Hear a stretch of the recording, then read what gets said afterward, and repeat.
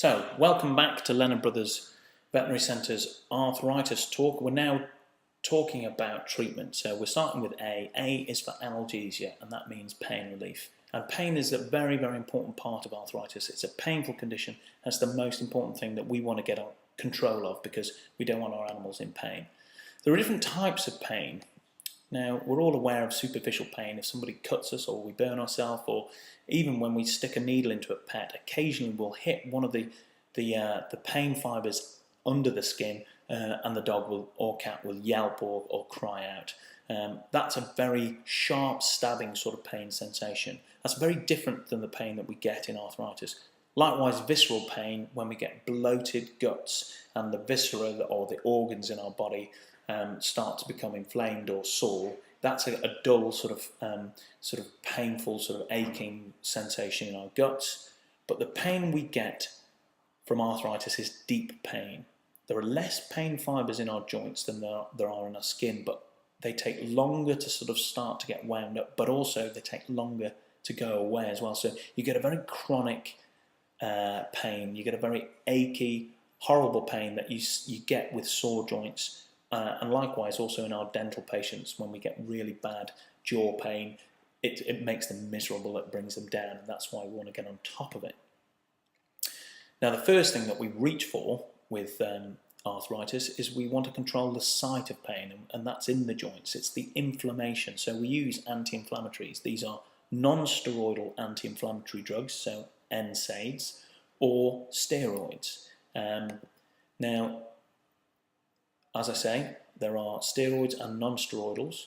The steroids we basically reserve for the real sort of the worst cases because they're very potent, but they do have marked side effects. I'm sure a lot of you are aware of the fact that steroids should be a sort of a last resort, and in fact we only really use them in end-stage arthritis. So most of the time we're going to go for the non-steroidals. There are lots of these available. They come in all shapes and sizes. They all broadly work in a similar fashion. They're still very potent. They have fewer side effects, but they do have side effects. So in many cases in the older patients, we want to make sure that their liver and kidneys are working fine so that the animals can tolerate these drugs, and we'll monitor them over the time of period that they're going to be on them, which is going to usually be a long time. So here we have a German Shepherd dog here. It's got arthritis. We've diagnosed that. We've started it on pain relief, but it's because it's a progressive disease. That pain over a few years or months or however long, we found is not working enough, the anti-inflammatory. So we don't just stop there. We can add in other painkillers that work away from the site of the inflammation. And these commonly work obviously in the brain or the spine where the pain is perceived.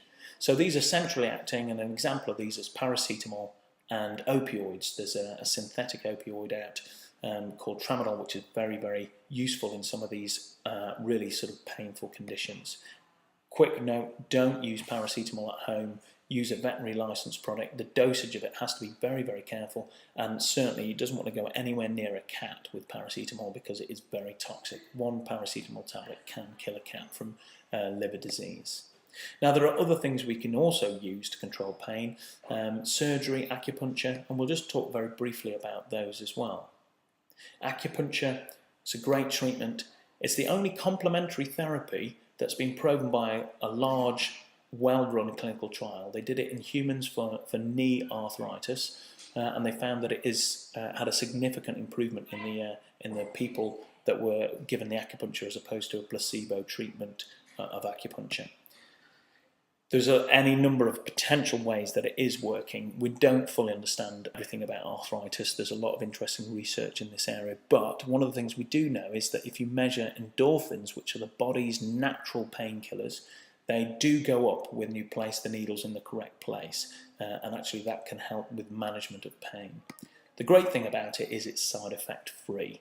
Both Andy and myself at the practice have had some basic training in its use, and we've used it quite happily on a number of patients, and if they tolerate standing still long enough for us to put the needles in, it can really help as an adjunctive therapy on top of some of the other treatments that we've been talking about.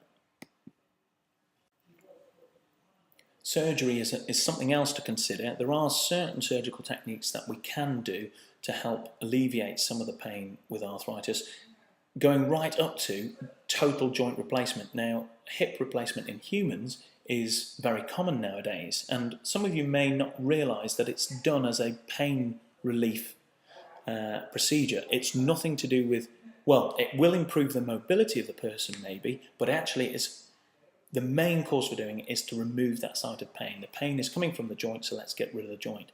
And this is what we now are seeing done with our pets. Now, I went to Bristol Vet School 15 years ago, and they were just really in the infancy of replacing joints, and the orthopaedic surgeons there were replacing those joints and have been doing for many years, and this is one of their post-op x-rays. It is very lengthy, complicated surgery. It's not to be undertaken lightly, and only certain patients will be suitable.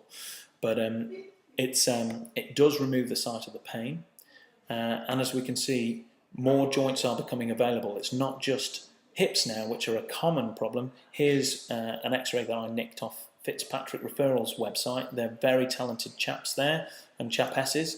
And they're doing some really interesting work on elbows, which is a real problem joint in a number of breeds. So maybe in the future the expertise will get better and better, and the price will come down, and this will be more of a long-term solution for some of those severely arthritic cases. So that's A for analgesia. Click on the next video and we'll be going on to B then.